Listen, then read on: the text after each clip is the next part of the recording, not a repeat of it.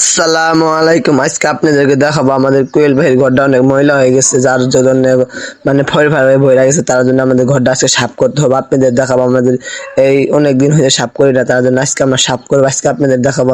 আসে দেখলাম একটা ডিম পেরেছে কোয়েল ভাই, অনেকটা ডিম পেরেছিল। আজকে আমরা আরেকটা সকালবেলা ডিম নিয়ে গেছি, এই যে আরেকটা ডিম রয়ে গেছে টুসের তলায়। ডিমটা নেওয়ার পরে আমরা সাফ করার পরে আমাদের টুসটা আমরা দিয়ে দিলাম এক সাইড, আমরা অর্ধেক অর্ধেক করে সাফ করানো হচ্ছে।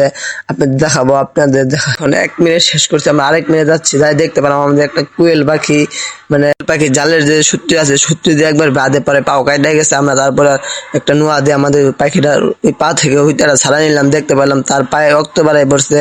আমরা তার হইতারা দেখতে পেলাম, আপনারা দেখতে পাচ্ছিলেন খুবই কষ্ট হচ্ছে। দ্বিতীয় ওইটা আমরা সাপ করা শুরু করে দিলাম। আমাদের সাইড দিয়ে আসছিল, আমরা ভিতর থেকে আমরা এক বস্তার মধ্যে আমাদের এই পচা টুসগুলো মানে 2 নম্বর টুসগুলো আমরা নিয়ে নিলাম। পরে আমাদের ভালো টুসগুলো দিয়ে দেওয়ার পরে আমাদের ঘরে কাম কমপ্লিট হয়ে গেছে। এখন আমাদের দেখাবো, আপনাদের দেখাবো আমাদের ঘরের কাজ শেষ। এখন আমাদের খাবার দেওয়ার পারলো। এখন আমাদের খাদ্যগুলো আমাদের 2টা ডিব্বা ছিল, 2টা ডিব্বার ভিতরে আমাদের দিয়ে দিব। তারপরে এখন আমাদের পানিটা দিয়ে দিলাম।